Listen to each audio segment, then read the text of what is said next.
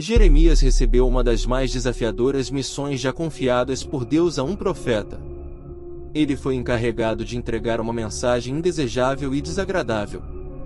Embora fosse considerado um dos profetas mais gentis de todos, Jeremias nunca hesitou em expressar suas opiniões. Jeremias capítulo 13, versículos 1 e 2. Yahvé, o Deus da aliança de Israel, disse a Jeremias: pegar uma faixa e amarrá-la em torno de si. Como uma lição objetiva. A faixa de linho é o primeiro dos atos simbólicos. Jeremias costumava transmitir a palavra de Deus ao povo. O linho é o material usado nas vestimentas sacerdotais.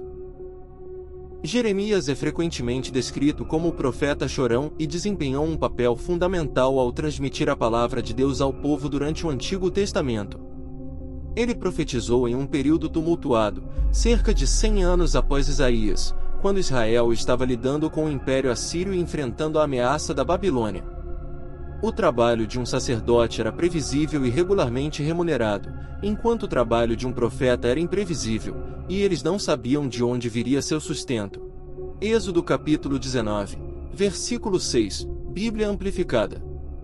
E vós sereis para mim um reino de sacerdotes, e uma nação santa separada para o meu propósito. Estas são as palavras que você dirá aos israelitas. A faixa como emblema de Israel fala do relacionamento íntimo de Deus com seu povo da aliança. Os sacerdotes se preocupavam com cerimônias, enquanto os profetas se concentravam em transmitir convicções. Deus frequentemente usava encontros e analogias incomuns para ensinar verdades importantes. Um exemplo disso foi quando Deus instruiu Jeremias a comprar uma faixa de linho e enterrá-la junto ao rio Eufrates. Isso simbolizava a intimidade entre Deus e seu povo, representando Israel como um reino de sacerdotes. No entanto, quando Jeremias desenterrou a faixa após algum tempo, ela estava deteriorada e inútil. Jeremias capítulo 13, versículos 3 a 5.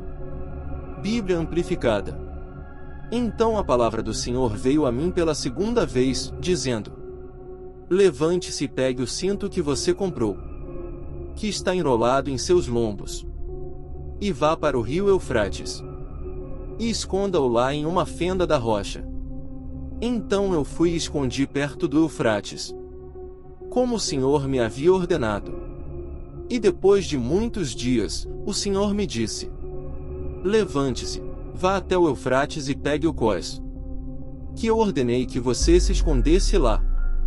Então fui para o Eufrates, e cavei e tirei o cós do lugar onde eu o havia escondido. E eis que o cós estava deteriorado e arruinado. Foi completamente inútil. Isso refletia como Judá se afastou de Deus, tornando-se inútil devido à sua desobediência. Deus estava enfatizando a importância de permanecer próximo a ele e não se afastar. Deus também advertiu que, assim como a faixa foi arruinada, ele destruiria o orgulho de Judá devido à sua desobediência. O povo havia se recusado a ouvir a palavra de Deus, seguiu seus próprios corações e adorou outros deuses.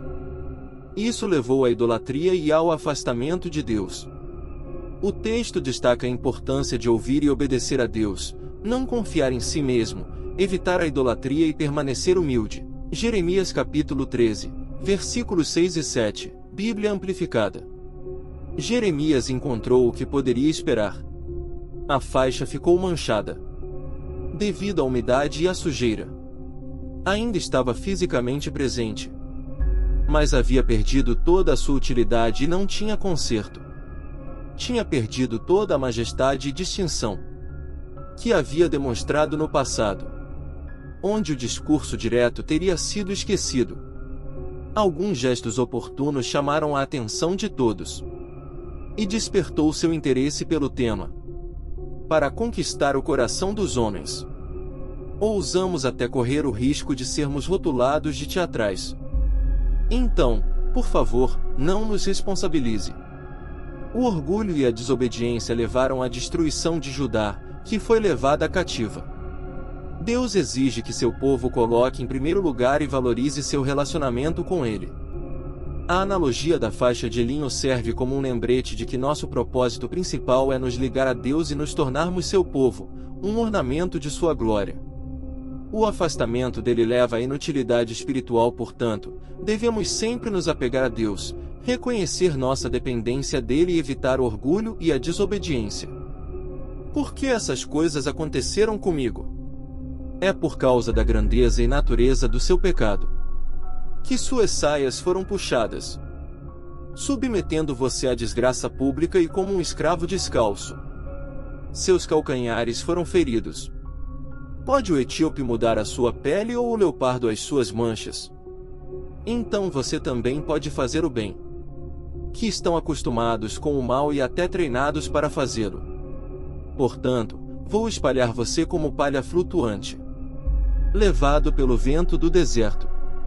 Este é o seu destino. A porção do julgamento medida para você por mim. Diz o Senhor, por que você se esqueceu de mim? E confiei em mentiras pagãs, nos deuses falsos e a pretensão de aliança. Então eu mesmo vou jogar suas saias por cima do seu rosto, para que sua vergonha seja exposta. Eu vi seus atos vis e detestáveis, até os vossos adultérios e os vossos relinchos lascivos, e a lascívia da sua prostituição, nas colinas, nos campos.